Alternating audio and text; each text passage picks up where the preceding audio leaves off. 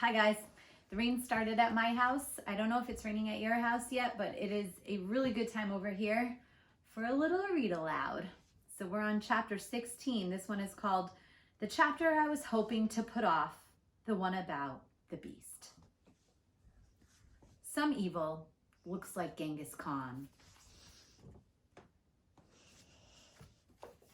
Some evil looks like Attila the Hun. And some evil looks like this. Corinna. I really don't want to spend any more time writing about the center of evil in the universe than I have to. First, because I spend absolutely no time thinking about her. And second, because I really, really hate her. So let's be brief. The Beast owns a detective agency, the CCIA, which according to her stands for Corinna Intelligence Agency. I say it stands for Corinna is asinine. It is the worst detective agency in the town, probably the state, perhaps the nation. Sadly, people are lured into hiring her by the look of her downtown office, which uses her rich real estate mogul father lets her use. It used to be a bank. It has pillars and a marble floor and a large safe. It looks like this.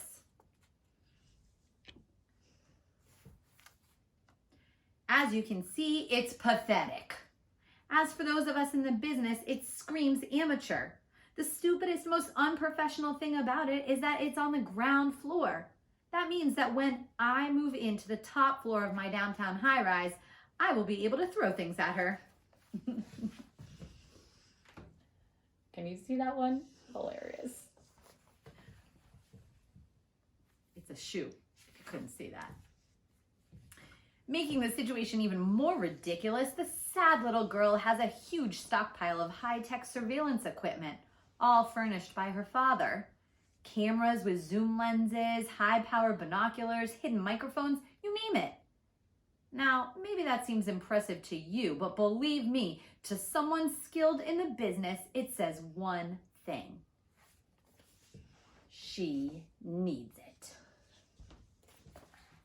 Because real detectives do surveillance the old-fashioned way, with their own two eyes, and from all sorts of undesirable locales, such as laundry hampers, which is a problem when your mother needs to do the laundry a day earlier than you expected.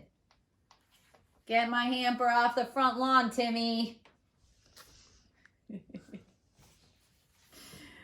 Oh boy, chapter 17, a change is gonna come. If you take one thing away from this chapter, let it be this. Timmy Failure does not lose a client to Corinna. What she's done in taking the Weber file from me was unethical, illegal, and immoral. As a result, I have filed a complaint with the Better Detective Bureau. It's not the first such complaint I've filed against her. It is the 147th. Because I do not own a computer or a typewriter, I have to handwrite the complaints on notebook paper. Here's the one I filed last month. Complaint. Corinna is harming my business and should be placed in federal prison. Here's the one I filed the week after. Complaint. Please airdrop Corinna over Turkmenistan. Who's he giving these to is what I want to know. I do not even know where Turkmenistan is, but it sounds far away. Sometimes my complaints are more brief and to the point. Complaint. Corinna smells bad. And sometimes my complaints are of the follow-up variety. Complaint.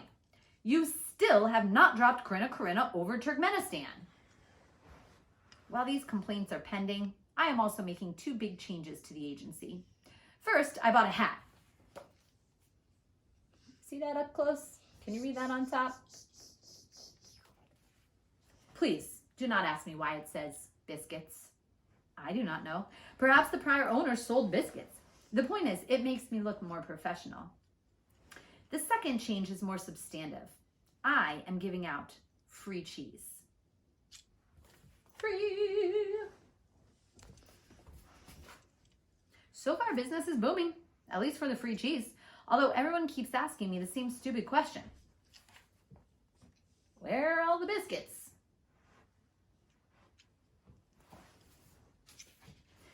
Chapter 18, Counting on My Accountant. I am sitting in my room. My mother made me. I have 2 spelling tests tomorrow, and she wants me to study, but I can't because of the failure mobile. Yesterday, my mother said she was going to the garage to get it so she could take it for a spin around the block. I told her not to because there are spiders in the garage. She told me she wasn't afraid of spiders.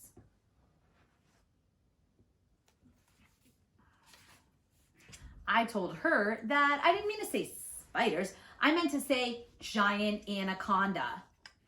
Mothers, beware. She dropped the topic and hasn't brought it up again, but I can't keep coming up with Amazonian reptiles. Eventually, she's gonna catch on. And before she does, I've got to get the failure mobile.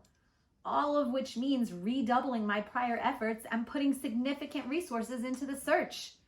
Resources which Total Failure Inc. may or may not have. So I grabbed the agency's accounting records for the last 6 months. The records are one of the tasks I gave to Total when he came on board. I trusted him because A, I did not have the time to do them myself, and B, he indicated to me that he had some accounting experience. I thus expected that the books would accurately reflect Total Failure Inc.'s gross revenue and expenditures for the fiscal year, all neatly added and subtracted in rows and columns, like this.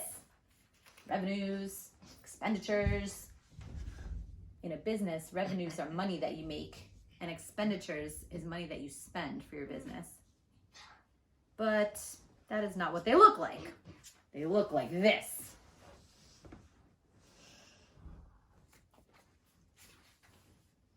I search for my accountant. I find him sitting on the heating vent, eating the free cheese. I schedule a teleconference with my mother. All right, guys, that's the end of the chapter. Next chapter is chapter 19, called The Answer, My Friend is Blowing on My Ear, which is a song reference that many of you may not know. We'll talk about it. All right, guys, have a great weekend, and I'll see you on Monday at morning meeting, 9:30. Wake up. Happy Mother's Day out there. Bye.